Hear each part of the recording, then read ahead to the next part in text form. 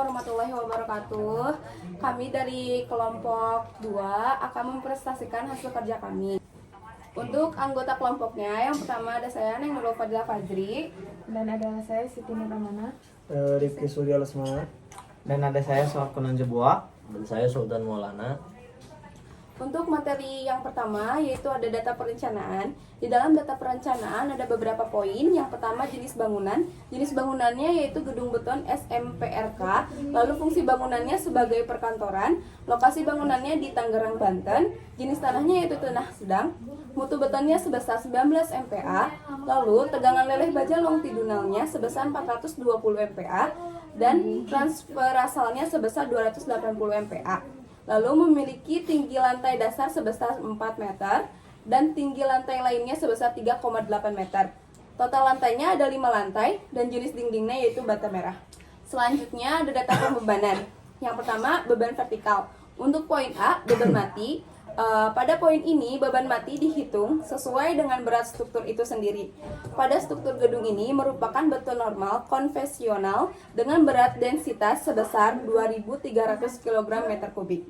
Selanjutnya ada beban arah vertikal atau beban gravitasi. Pada poin B, beban mati tambahan SDL di lantai dasar sampai dengan 4 ada memiliki 4 poin. Yang pertama keramik sebesar 20 kg per meter kubik, lalu plafon 20 gram sebesar 20 gram per meter kubik, lalu ada MEP atau mekanikal elektronik dan plumbing sebesar 30 kg meter per kubik, dan dinding bata sebesar 156,96 km Newton per meter kubik.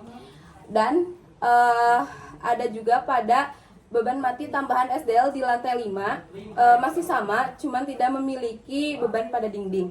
Preliminary design. Yang pertama ada 3 komponen. Yang pertama ada plat lantai, balok anak, dan balok induk. Pada plat lantai memiliki nilai H- sebesar 121,21 dengan H pakainya 120. Lalu pada balok induknya memiliki nilai H- sebesar 250 dengan H pakainya 300 dan balok induknya sebesar 333,33 dengan H pakainya 400. Lalu pada preliminary design ini kita juga mencari tributary area. Pada desain kita dapat melihat bahwa tributary areanya sebesar 4.000 mm kali 4.000 mm. Lalu kita menghitung beban aksial pada kolom berdasarkan tributary area. Lalu kita masukkan beban mati sendiri atau DL, yaitu plat lantainya yaitu B 4 meter dengan H 0,12 meter dengan L 4 meter dan N sebesar 5 dengan Q kilogram per meter kubik sebesar 2.300. Begitu juga dengan balok induk dan balok anaknya, beserta kita mengecek kolom. Kita memberikan asumsi awalnya pada bentang 4 meter kita menggunakan kolom juga yang sebesar 4 meter. Begitu juga kolom yang 3,8 meter, dan didapatkan total berat mati sendiri sebesar 373,91 kilonewton. Lalu kita mencari beban mati tambahan pada lantai dasar sampai dengan lantai 4, dapat dilihat di tampilan dengan totalnya sebesar 200,91 kilonewton. Lalu kita mencari juga berat mati tambahan pada lantai 5, dapat dilihat pada tampilan. Di situ totalnya sebesar 10,09 kilonewton.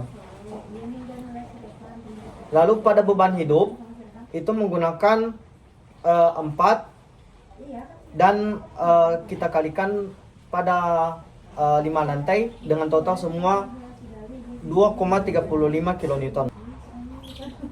Lalu kita mengecek nilai PU-nya dengan rumus 1,2 D ditambah dengan 1,6 LL.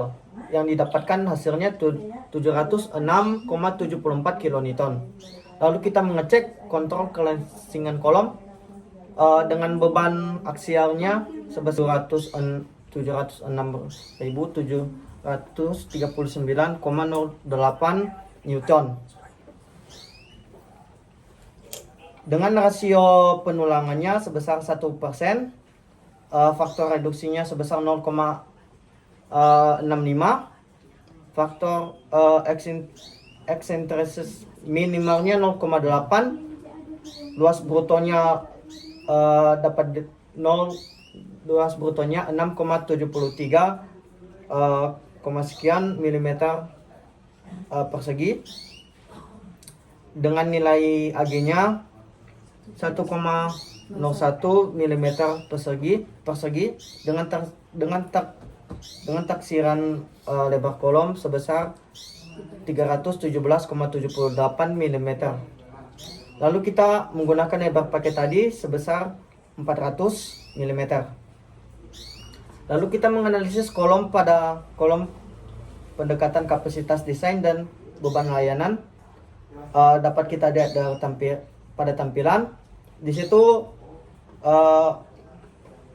kolom yang kita gunakan sebesar 400 mm itu dapat dipakai.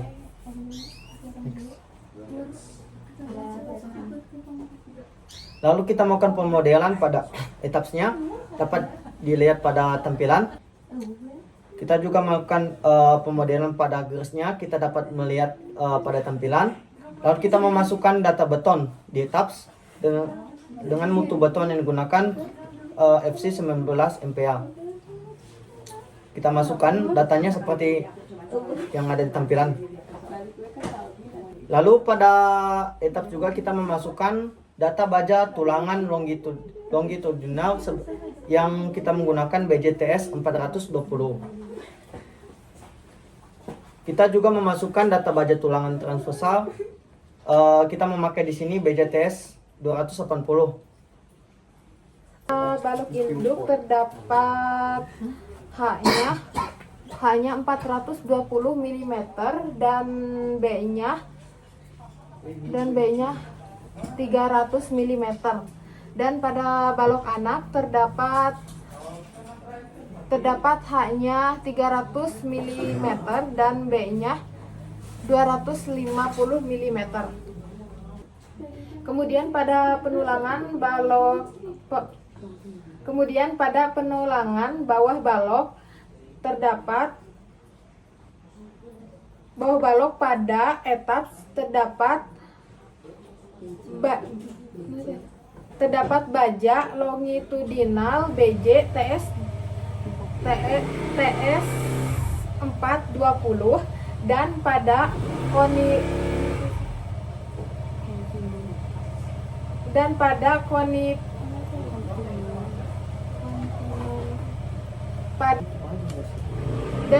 konfinemen terdapat baja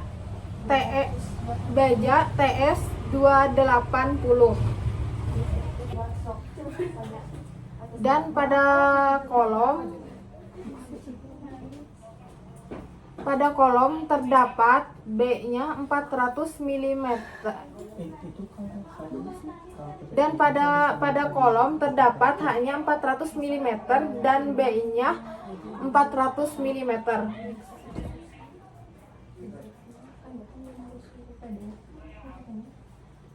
Kemudian pada faktor kekuatan kolom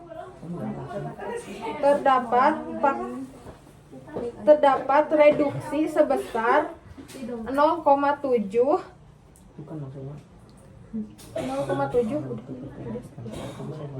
Kemudian pada penentuan diafragma menggunakan rigid diafragma 1 sampai 4 dan diafragma 5. Kemudian yang tengahnya itu adalah keseluruhan dari diafragma 1 sampai 5. Lalu untuk penentuan respons spektrum, datanya diambil dari web desain spektra Indonesia Kementerian PU. pada lokasi yang ditentukan yaitu Tangerang, Banten didapatkan nilai SDE sebesar 0,6, SD1 0,04 dan TL-nya 4 dengan tipe tanah sedang. Pada pola pembebanan memasukkan Super Dead, Rule Life, IX itu menggunakan ASCE 7-16, begitu juga dengan EY. Beban gempa arah X dan arah Y dimodifikasi seperti pada tampilan dan dimasukkan nilai respons spektrumnya. Pada kasus beban, jangan lupa untuk mengubah kasus beban EX dan EY menjadi tipe kasus respons spektrum. Kembali data respons spektrumnya bisa dilihat pada tampilan. Ini pada beban plat lantai 1 sampai 5 berdiri LED live sebesar 3 kN meter per kubik dan Super Dead tambahan 0,69 kN per kubik. Di sini kombinasi pembebanan memakai RHO 1,3 dan SDS 0,06. Dan di sini tampilan tampak 3D hasil pengecekan komponen struktur pertama sampai 5 lantai. Terus denah lantai 1 hasil pengecekan komponen struktur pertama masih ada kolom warna merah, dan lantai 2 sampai 4 hasil pengecekan komponen struktur pertama masih juga sama dengan hasil lantai 1 ya.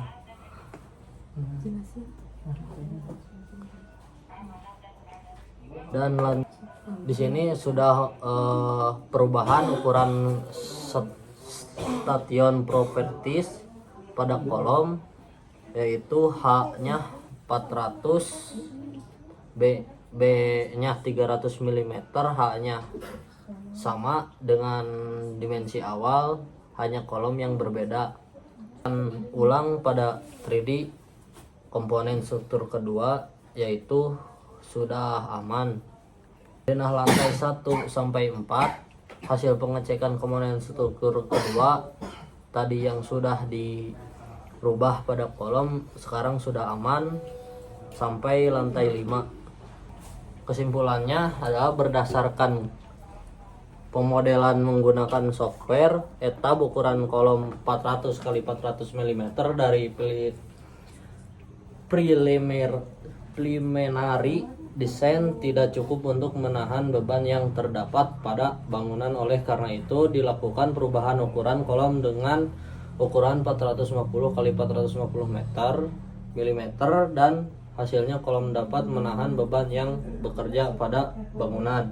Terima kasih. Cukup sekian presentasi dari kelompok kami. Mohon maaf apabila banyak kesalahan. Wassalamualaikum warahmatullahi wabarakatuh.